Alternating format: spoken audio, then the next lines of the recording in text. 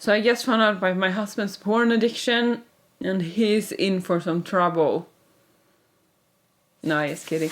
I actually knew about his former porn addiction since before, but now I'm gonna ask him questions about that because we think that this is a topic that is very relevant for a lot of people, because a lot of people struggle with porn addiction, but it's not very often talked about, especially in Christian circles.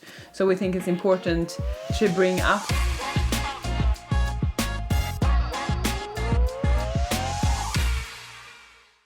Yeah, so in this video it's going to be mainly, she's going to ask about my experiences with it. But we want this to be an ongoing conversation because, like you said, this is so prevalent in the world and even in the Christian world that if you have questions about pornography or sex or dating, then leave those in the comments below. Or if you want it more private, you can send an email. We'll put an email link in the description below. And then we're going to make videos about these questions because we think this is very important topics to talk about. And since not a lot of people do, we're going to just be completely open and transparent with you so that hopefully it can help you in your life. We're going to start with some speed questions. Are you nervous? A little bit, yeah. How old were you when you started?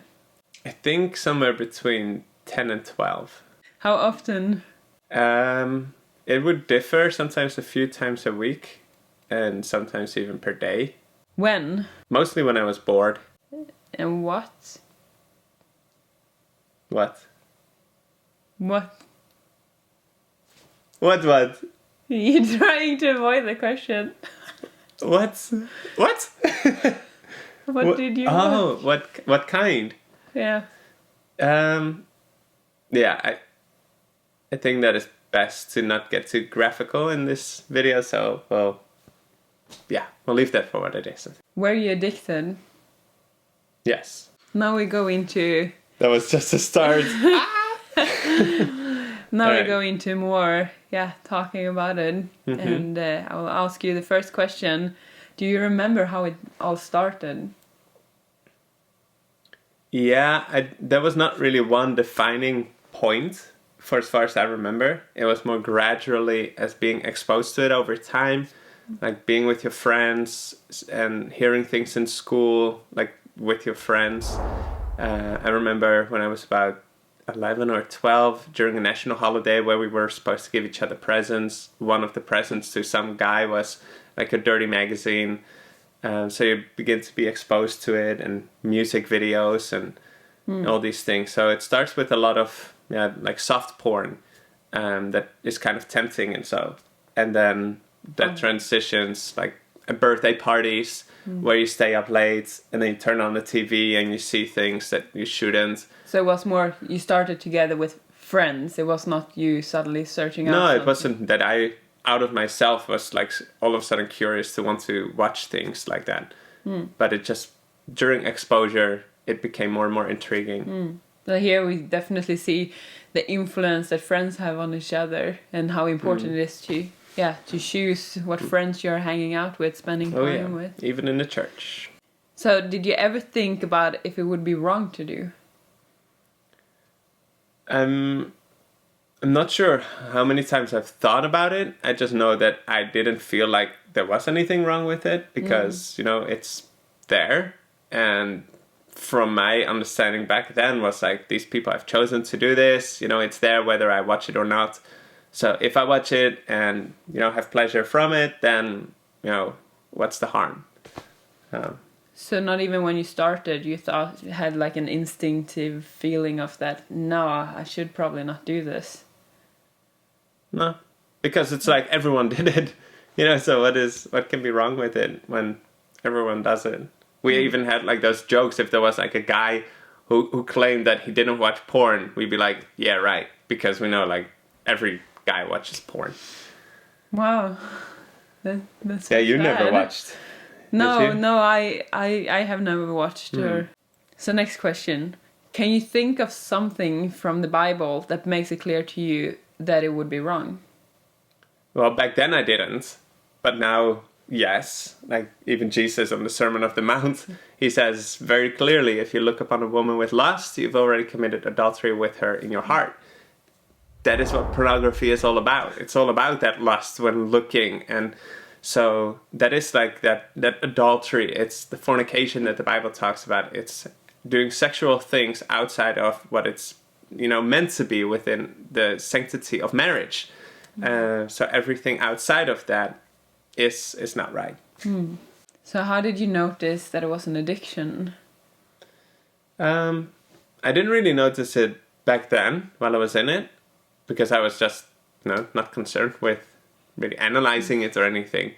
So, but now looking back, I can see that, okay, when you do something that frequents and you really crave it, like the way I did, and it changes even your thoughts and it impacts your daily life and the way you see women and your behavior, that it's much more sex oriented than you kind of know that it should be, then you can kind of tell that that's, you're struggling with an addiction.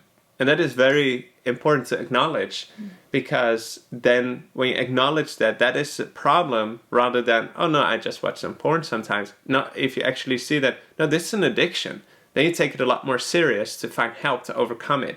And then you take it a lot more serious and give it the attention that it needs for you to be able to, deal with it. So I think that's important to keep in mind, that watching pornography like that frequently can really be an addiction, just like smoking or drinking or whatever. But when you were in it, you didn't feel it as if it was an addiction. So it's maybe hard for people that are doing it to actually see it as if they are having a problem. Yeah. Okay, so next question. I think this one will be very interesting and valuable. Okay. The question or my answer? Your answer. That's some pressure. Okay, yeah. So, how did you actually stop? What made you stop? Well, I actually at some point decided that I didn't want to do it anymore, and I literally just stopped. And I never looked back. Like literally, I never looked back again. And I know that is not the experience for most people, because with any addiction, there's a lot of people that want to stop, but can't. So for me, it was a big reason that led up to this. Like after, I think, going into like 10 years of this addiction, and the older I grew, the more I started to think about, the future and not just living in the moment. And then I thought I would want at some point to have like a stable relationship. And I don't think that would be healthy for me to watch pornography while I'm in a relationship like that. So then I thought, well, why do I pray for God, to send me a woman when I'm not ready? Because I'm still addicted to porn. So I actually decided that rather than just praying for God to send me the right person, that I would become the right person for my future partner. I'm very happy for that. Yeah. So that was really this big thing of my decision of, I don't want to watch pornography anymore. And actually, I think if my memory doesn't fail me, it was only like 6 months after that we met. That was good compliment. I actually didn't know that it was that close to when you stopped.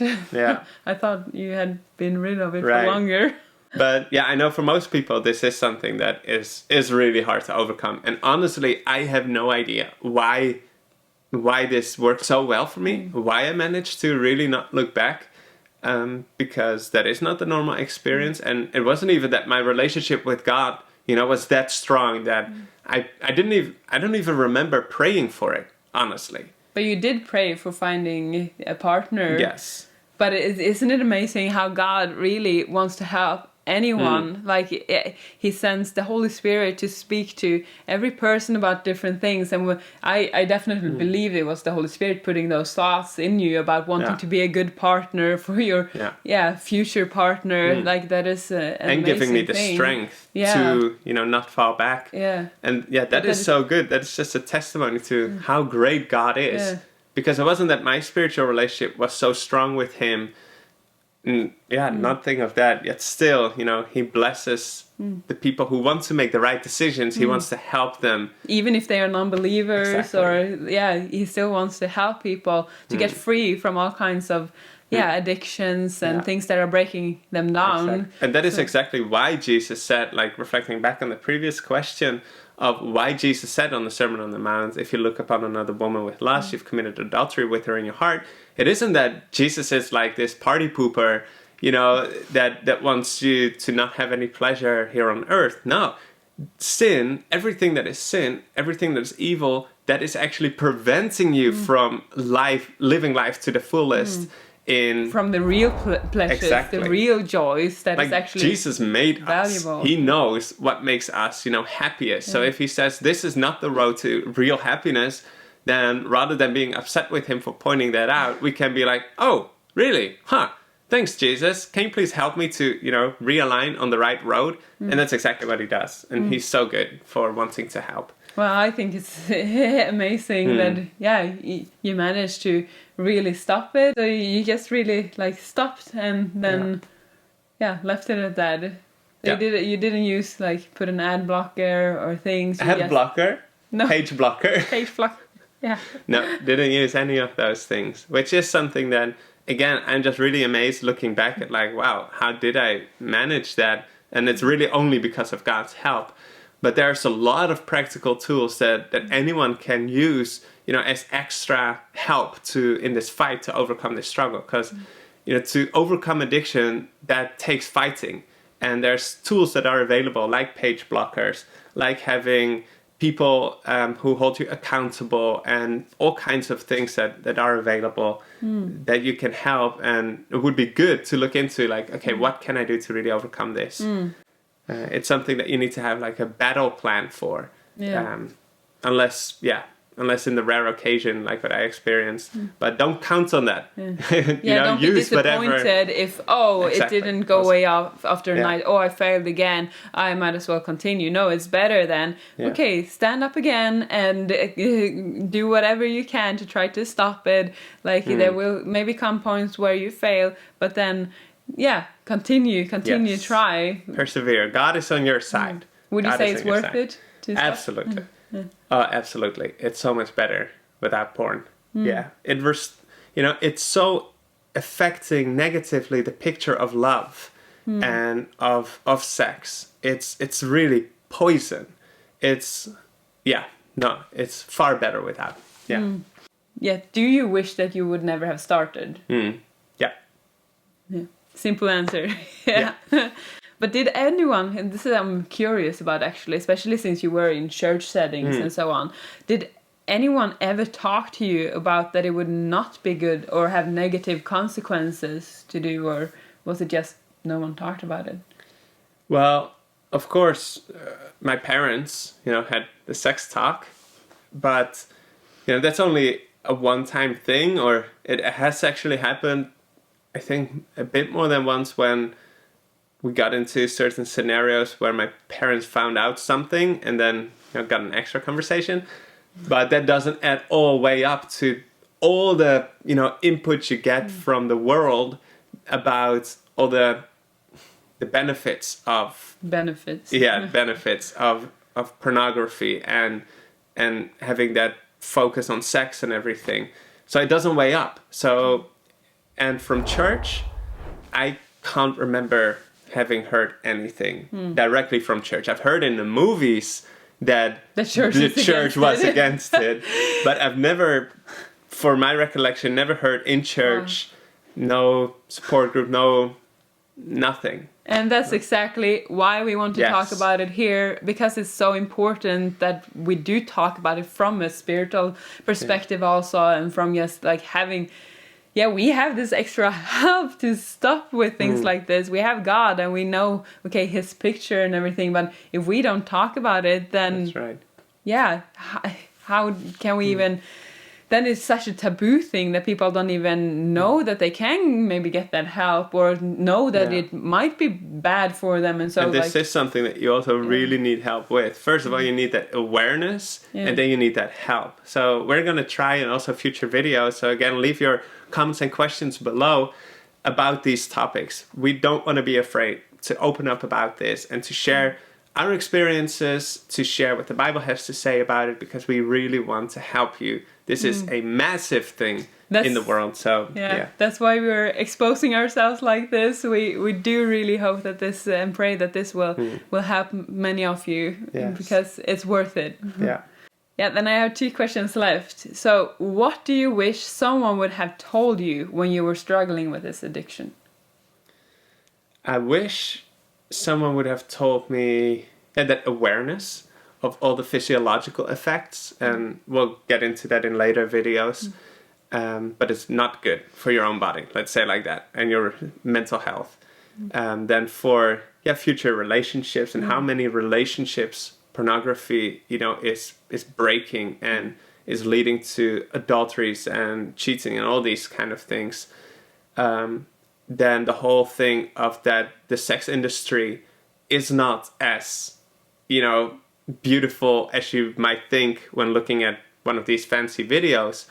They are often not happy. And watching pornography is actually contributing to like this whole sex trafficking industry, where even teenagers, children, are being trafficked because there's this desire for more pornography. And that is something that I also wish is that it often doesn't stay where you start. Just like with any addiction, you're going to crave more and more and more. And this is something I noticed in my own experience, that I might start with something, but I end up with something where I would have thought like, what? No, I never want that. That's disgusting. And then you still get there and you don't even realize it because it's been growing so gradually.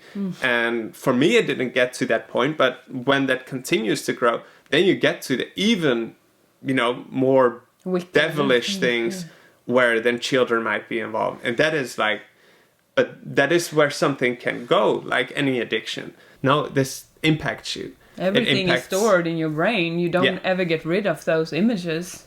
No, exactly. And it impacts the way you see sex, you see women, and nothing is good enough anymore. Like even your potential partner, like, because you are so used to that beauty image and those fake boobs and those fake everything. And, you measure everything up by that standard, which is completely unrealistic and not even desirable. Actually. So you then actually ruin it for yourself, because then you destroy the real joy of sex. Yeah. So we have come up to the last question. Yeah. Okay. I've survived so far. Let's see, what do you have for me? So do you feel that your former porn addiction in any way is impacting your life still today? Like really today, I would love to say no, and to a certain degree that's true, but it still is a bit. And, the thing is, when you are in this kind of addiction, what you're doing is basically you're giving ammunition to the enemy that he can fire back at you during your whole life. Like the enemy isn't like, oh, now you've stopped, okay, I'll go away. No, he's, trying to continue to tempt you. And that is what, you experience when sometimes, for a split second, he can put a thought in your head, and then you need to proactively, dismiss that. So it has intensified the war, and which is a bit annoying that there are already so many temptations when it comes down to sex all around. Many Instagram accounts or TikToks are basically already like soft porn things. So it's very easy to be tempted. And that is also why I proactively, don't even go there. Not that I feel that, if I'm there, then I'm going to fall back. But I don't even want to try. I don't want to take that risk. So in that way, it's just being smart about where you, what you watch and what you do. But also it has created like confusion around the topic of sex. It's like, am I being influenced by pornography when I think like this, or when I want like this? Is that still appropriate? And is that holy? Does it fit in, the sanctity of marriage? And so it has distorted, kind of left it confused. Like, okay, what exactly for details, or like what is the right way? So if you would not have watched porn, then you would have had this more pure mindset and be more relaxed in, and never have needed to be. Yeah, it's sort of in a way ruined that purity that God would have wanted for you to have else. And then which would have created more joy than And also, like, it isn't today anymore, but, you know, because I was so focused on sex, still, even after I had stopped the addiction, it still, you know, had that impact that made me also made choices in relationships that were based on that weren't right, which were affected by the way my picture of sex had been shaped by pornography.